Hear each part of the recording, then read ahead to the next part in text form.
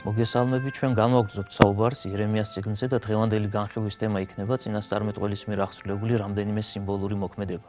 სანამ უშუალოდ კონკრეტულ საკითხზე გადავიდოდეთ, მანამდე ჩვენს ტელემაყურებელს კვლავაც შევახსენებთ, რომ ძველი აღთქმის პირობებში ღვთისაგან მოწოდებული მოღვაწენი საღვთო მოძღვრება სხვადასხვა ფორმით გადასცემდნენ. ძირითადად და არსებითად გამოკვეთილი არის სამი ასეთი ფორმა, ესე იგი უფლისაგან გაცხადებული სწავლების გადაცემის სამი ფორმა. ეს გახლავთ პირველი ზეპირსიტყვიერი ქადაგება. აქვე შეგვიძლია მარტივი მაგალითი მოვიშვილიოთ, რომ უფრო გასაგები გავხადოთ, თუ რას ნიშნავს ჩვენ მიერ ხსენებული ფორმა მოძღვრების გადაცემისა. იმ ადგილას, სადაც ადამიანები შეკრებილები არიან, ესა თუ ის მოღვაწე უფლისაგან მოწოდებული მიდიოდა და ზეპირად, ესე იგი ხმამაღლა გამოთქვამდა მოძღვრებას, სწავლებას, რაც მისთვის უფლისაგან იყო გაცხადებული და სწორედ ამ ხერხს ეწოდება ზეპირსიტყვიერი ქადაგება. მეორე ხერხი მოძღვრების გადაცემისა ეს გახლავთ წერილობითი ფორმა, ესე იგი ესა თუ ის მოღვაწე ძველ აღთქმაში ასპარეზზე გამოსული ღვთისაგან გაცხადებულ მოძღვრებას წერილობით აღნოსხავს, ესე იგი მას გადაიტანს ამა თუ იმ სახით, ამა თუ იმ ფორმით მანუსკრიპტზე, ასეთი ხელნაწერების შემდგომ ერთი ადამიანიდან მეორეს გადაეცემა, თაობიდან თაობას გადაეცემა და შესაძლებელი ხდება სწორედ ჩანაწერის საშუალებით საღვთო მოძღვრება, საღვთო სასწავლებას ეზიაროს დაინტერესებული პირი.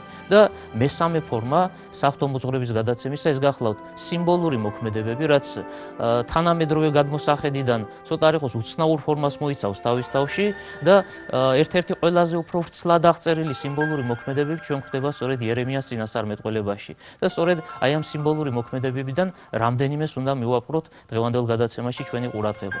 კერძოდ, პირველი სიმბოლური მოქმედება შეგვიძლია დავასათაუროთ ასე, სელის სარტყელთან დაკავშირებული ისტორია. მოვლენები ასე ვითარდებოდა. იერემიას უფალი აუწყებს, რომ მან იყიდოს, მან შეიძინოს სელის სარტყელი. ჭიდროდ შემოიკრა საკუთარ სხეულზე, ესე იგი წელზე და აი ასე იაროს, ასე აღასრულოს ის საქმეები, რომელიც მისთვის არის განკუთვნილი. ერთ-ერთი პირობა, რაც დათქმული არის ამ დროს, არის ის, რომ წინასწარმეტყველმა სელის სარტყელი წყალში არავითარ შემთხვევაში არ უნდა მოათავსოს. ესე იგი, სელის სარტყელის დასვენება არ შეიძლება. იერემია საღვთო მოწოდებას დაემორჩილა, დაექვემდებარა, როგორც ეს აქამდე არაერთგზის გაუკეთებია და გადის გარკვეული პერიოდი. ამის შემდგომ უფალი მას კვლავ ეცხადება და ამჯერად აუწყებს, რომ მან წინასწარმეტყველმა ეს სელის სარტყელი წაიღოს მდინარე ოფრატზე, ესე იგი შუა მდინარეთის ტერიტორიაზეა ლაპარაკი და დაფლას ერთ-ერთი კლდის ქვეშ, ესე იგი ერთ-ერთი ქვის ქვეშ, როგორც ეს საეკლესიო განმარტებებში არის მითითებული.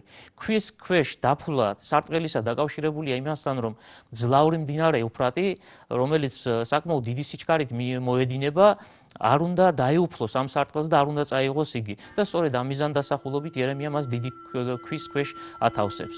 იერემია უკან ბრუნდება სახლში მდინარე ოფრატიდან, გადის გარკვეული დრო, კვლავ ეცხადება მას უზენაესი და ამჯერად აუწყებს, რომ წავიდეს მდინარე ოფრატზე, მოიძიოს ის ადგილი, სადაც თავდაპირველად იყო იგი მისული და ნახოს თუ რა დაემართა ჩვენ მიერ ხსენებულ სარტყელს.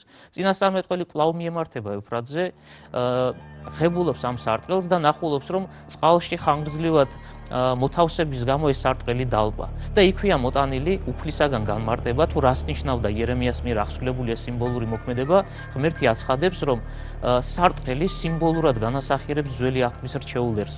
როგორც იერემიას ჰქონდა წელზე შემორტყმული მჭიდროდ ეს სარტყელი, სწორედ ასე უნდოდა უფალს, ასე მჭიდროდ სურდა, რომ ეს ერი, ესე იგი ძველი აღთქმის რჩეული ერი, იუდეულ ერზეა ლაპარაკი მოცემულ ვითარებაში, მასთან ახლოს, ესე იგი უფალთან ახლოს ყოფილიყო. მაგრამ ვინაიდან მათ არ ინდომეს ერთობა ღმერთში, შეემთხვევა ზუსტად ის, რაც სარტყელს დაემართა და ამ შემთხვევაში სარტყელის გახსნაზეა ლაპარაკი. აქ ჩვენ ერთი რამეც უნდა შევნიშნოთ, აი ეს ისტორია, იერემიას თავსგადამხდარი ისტორია, ესე იგი მდინარე ოფრატზე წაღება სარტყელისა დაფლა, შემდგომ კვლავ დაბრუნება და გახსნილი სარტყელის პოვნა, მე-18-მე-19 საუკუნეებში დასავლურ სამყაროში, საუბარი არის პროტესტანტულ სამყაროში, განსხვავებულად იქნა განმარტებული. კერძოდ, ერთ-ერთმა ნაწილმა ბიბლიისებისა მიიჩნია, რომ მოცემულ ვითარებაში ჩვენ შეცდომასთან გვაქვს საქმე, გადამწერის შეცდომასთან გვაქვს საქმე. კერძოდ, მოვლენები ასე ვითარდებოდა, იერემიას უფალი მართლაც გაეცხადა, მართლაც დაავალა მას სარტყელთან ჩვენ მიერ მოხმობილი მოქმედების განხორციელება, ესე იგი მდინარეზე წაღება და დაფლა, მაგრამ მოცემულ ვითარებაში იგულისხმება არა მდინარე ოფრატი, არამედ იერემიას მშობლიურ ქალაქში, ესე იგი ანათოთში მდებარე მცირე ზომის მდინარე, რომელსაც სახელად ვადიფარა ეწოდება. ესე იგი, მათი თქმით, პროტესტანტული განმარტების მიხედვით იერემიამ სარტყელი წაიღო არა შუა მდინარეთში, მდინარე ოფრატზე, არამედ მშობლიურ ქალაქში, იუდეის სამეფოზეა ლაპარაკი, მდინარე ვადიფარაში. ბგერითი შემადგენლობა გარკვეულწილად გავს ერთმანეთს, ევფრატისა და ვადიფარასი. ისინი ამბობენ, რომ გადამწერ შეეშალა ამ მოკითხვისას და ნაცვლად ვადიფარასი მან შემდგომში უკვე აღნოსკა ეს უწყება როგორც ეუფრატზე წაღება ჩვენ მიერ ხსენებული სარტყელისა. თუმცა ეს დიახ, კიდევ ერთი რამ უნდა დავამატოთ, თუ რით იყო გამ პირობებული მათი ასეთი დამოკიდებულება, მათი შეხედულება, ისინი ამბობდნენ, რომ წინასწარმეტყველი თუ კი გაემართებოდა მდინარე ოფრატზე, მას მოუწევდა დაახლოებით 500 კილომეტრის გავლა. ჩვენ თუ გადავზომავთ უხეშად მანძილს იუდეის სამეფოდან ევფრატამდე, შუა მდინარეთამდე დაახლოებით ეს მანძილია 500 კილომეტრია. შესაბამისად, მდინარე ოფრატზე ჩასული წინასწარმეტყველი, რომელსაც 500 კილომეტრი გაიარა, ბუნებრივია რომ უკან სამშობლოში უნდა დაბრუნდეს, ესე იგი მეორე 500 კილომეტრი უნდა დაფაროს, ჯამში ვღებულობთ 1000 კილომეტრს, მას კვლავ ეცხადება უფალი და ეუბნება რომ მდინარე ოფრატზე ჩავიდეს, ესე იგი კიდევ ერთხელ ემატება 500 კილომეტრი გავლილი ერემიას მიერ 1500 კილომეტრია ჯამში მიღებული რაოდენობა მანძილისა. ერემია ნახულობს რა გახსნილ სარტყელს, კვლავ ბრუნდება სამშობლოში და ვღებულობ ძალიან დიდ გადაადგილებას წინასწარმეტყველებისას 2000 კილომეტრამდე, რაც იმ პირობებში, ძველი აღთქმის პირობებში, თუ ჩვენ გავითვალისწინებთ იმას, რომ საშუალებები ასეთი დიდი მანძილის დაფარვისა და ასე მრავალგზის გადაადგილებისა არც თუ ისე სახარბიელო იყო, ძალიან დიდ დროს მოითხოვდა და ეს უბრალოდ შეუძლებელი მოვლენა იყო. თუმცა ჩვენ ერთი რამე უნდა აღვნიშნოთ, რომ საეკლესიო განმარტებებში, ეკლესიის მამათა კომენტარებში, ესე იგი ის მოძღვრები, რომლებიც ერემიას წიგნს შეხებიან და შესაბამისი ეგზეგეზისი დაუწერიათ აღნიშნულთან დაკავშირებით, უკლებლივ ყველგან გვხვდება მითითება მდინარე ევფრატზე, ესე იგი შუა მდინარეზე წინასწარმეტყველის ჩასვლის შესახებ. ეს უეჭველად და გარდაულად ასე უნდა მომხდარიყო, რადგან ჩვენ თავში დავიწყეთ საუბარი იმით, რომ საღვთო მოძღვრების გაცხადების ერთ-ერთი ფორმა სიმბოლური მოქმედება.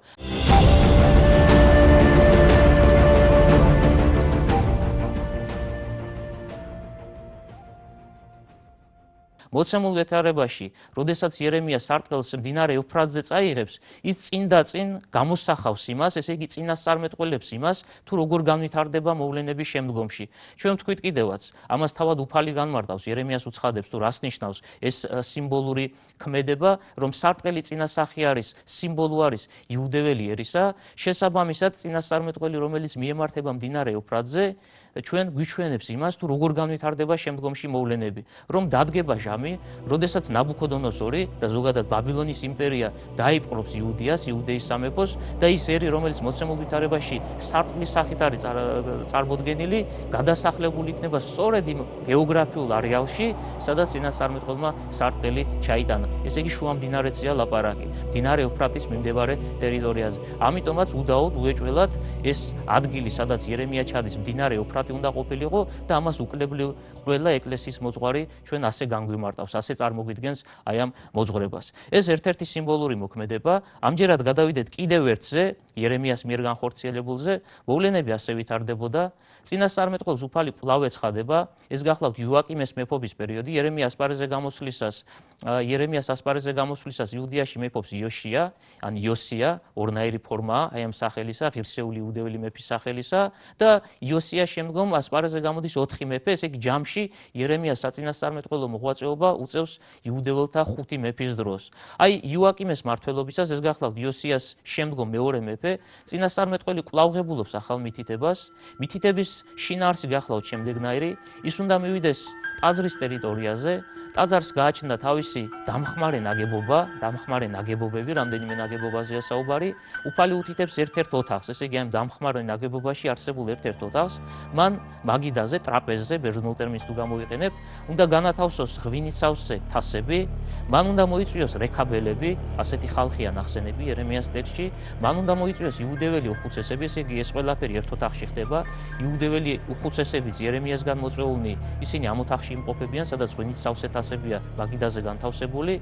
აქვე იმყოფებიან რეკაბელები და ჩვენ მათ შესახებ ვიტყვით, თუ როგორ განიმარტება რეკაბელთა ესე იგი ტომობრივი კუთვნილება, ვინ არიან ისინი, მათი წარმომავლობა.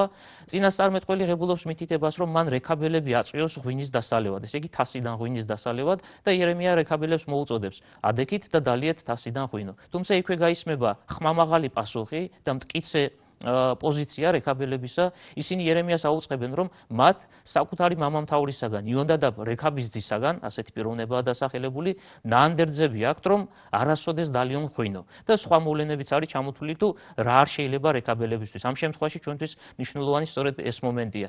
ამიტომაც, რადგან მათმა წინაპარმა, მათმა მამამთავარმა იონადაბ რეკაბის ძემ უანდერძა, ანდერძა დაუტოვა, რომ რეკაბელები არასოდეს გაეკარონ ღვინოს, ისინი მიუხედავად იმისა, რომ დიდი ხათრი აქვს, დიდი მოწიწება აქვს იერემიასი, აი ამ მითითებას წინასწარმეტყველისაგან მოსმენელს ვერ შეასრულებენ.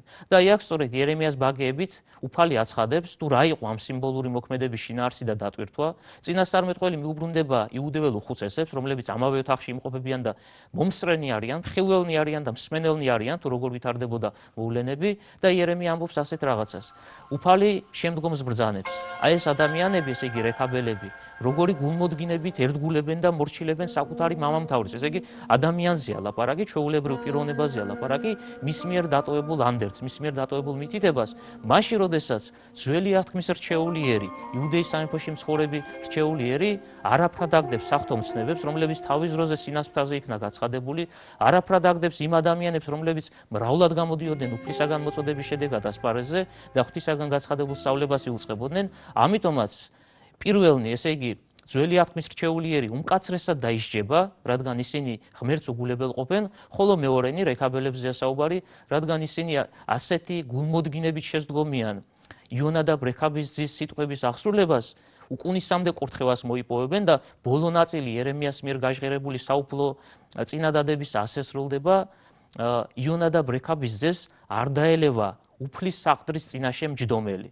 და სხვათა შორის საინტერესოა, რომ ერთ-ერთი მოგზაურის მე-18 საუკუნეში მცხოვრები მოგზაურის ჩანაწერები შემორჩენილია ჩვენამდე. ის საუბრობს იმის თაობაზე, თუ როგორ ჩავიდა იგი იემენში, მას აინტერესებდა სხვადასხვა ქვეყანა, აინტერესებდა ადგილობრივი ეთნიკური ჯგუფები და შესაბამისად, როდესაც გაიცნობდა ამა თუ იმ ისტორიას, ამა თუ იმ მოვლენას, წერილობით აღნუსხავდა ამ ყველაფერს და ის საუბრობს იმის თაობაზე, რომ მან იემენში გარკვეული დრო დაჰყო და დაინტერესდა ერთ-ერთი ეთნიკური ჯგუფით, რომლებიც იქ ცხოვრობდნენ იმ დროისთვის, როდესაც ურთიერთობაში შევიდა მათთან, საუბარი ახალი წელთაღრიცხვის მე-18 საუკუნეზე, მაშინ როცა ჩვენ მიერ აღწერილი მოვლენები იერემიასთან დაკავშირებული, ესე იგი რეკაბელთა მორჩილება, ეს სიმბოლური მოქმედება ძველი წელთაღრიცხვის მე-7 საუკუნის დასასრულს აღსრულდა და ბუნებრივია, რომ დიდი შუალედია მე-7 საუკუნიდან მე-18 საუკუნემდე ახალი წელთაღრიცხვისა. ეს ადამიანი ამბობს, რომ როდესაც ურთიერთობაში შევიდა ამ ხალხთან, მისთვის უცნობ ხალხთან, კითხა მათ თუ ვინ იყვნენ ისინი და ეს ადამიანები აუწყებენ ამ ჩვენ მიერ ხსენებულ მოგზაურს, რომ ისინი გახლავან რეკაბელები, სწორედ იმ რეკაბელთა შთამომავალნი, რომელთა შესახებ იერემიას წიგნში არის მოთხრობილი. ეხლა გადავიდეთ ისევ ძველ აღთქმისეულ ისტორიაზე და ორიოდე სიტყვით შევეხოთ იმას, თუ ვინ არიან რეკაბელები, დაზუსტებით ამის თქმა ცოტა რთულია, თუმცა გარკვეული მოსაზრებები სხვადასხვა დროს გამოითქვა. ჩვენ თუ შევაჯამებთ ყველა ამ განმარტებას, რეკაბელები გახლავან მოსეს სიმამრის იოთორის შთამომავლები. აი ამ განმარტებების მიხედვით, რაც ჩვენ ვახსენეთ, როდესაც იუდეველი ერი გამოვიდა ეგვიპტის ტყვეობიდან და ისინი აღთქმული ქვეყნისკენ გაემართნენ, ესე იგი ქანაანისკენ მიემართებიან, გზაში მათ შემოუერთდებათ ასევე მოსეს სიმამრი, მოსეს დიდი წინასწარმეტყველი სიმამრი იოთორი, თავისი ოჯახით და რეკაბელები სწორედ მისგან წამოსული ხალხია. რაც შეეხება მათ მამამთავარს იონადაბ რეკაბის ძეს, მის თაობაზე ჩვენ გვხვდება ცნობები მეფეთა წიგნებში, ღირსეული გამორჩეული პიროვნება, მართალია ერთხელ წარმოჩინდება იგი მეფეთა წიგნებში, თუმცა მისი განსაკუთრებული პოპულარობა, მისი განსაკუთრებული ავტორიტეტი, თუ შეიძლება ასე ითქვას, აი ამ უწყებიდან ძალიან კარგად წარმოჩინდება და სწორედ ამ მამამთავარზე და მის დანაბარებზეა ლაპარაკი. ესე იგი, მოცემულ ვითარებაში იერემიას მიერ განხორციელებული სიმბოლური მოქმედებების არსი რომ შევაჯამოთ, რეკაბელებთან დაკავშირებით მომოქმედებული ეს ქმედება რომ შევაჯამოთ, თავარი არის ის, რომ წინასწარმეტყველმა წარმოაჩინა ის ურჩობა, რომელშიც იმყოფებოდნენ მისი თანატომელები და ეს აი ამ სიმბოლური მოქმედებით თვალნათელი გახადა იუდეველი უხუცესების წინაშე. ამჯერად დღევანდელი ჩვენი გადაცემა დავასრულოთ, მომავალ შეხვედრამდე.